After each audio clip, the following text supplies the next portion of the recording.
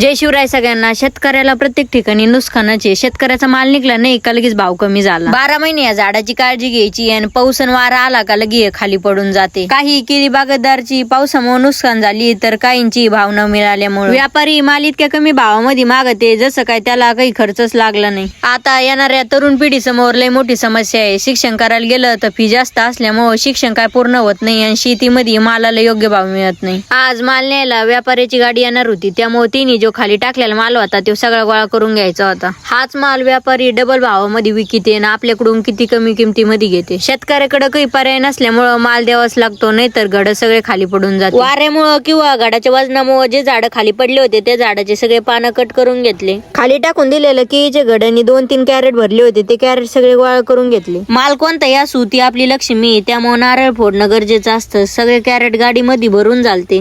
चालतंय मग फॉलो करून घ्या. भेटू पुढच्या व्लॉग मध्ये. Bye bye.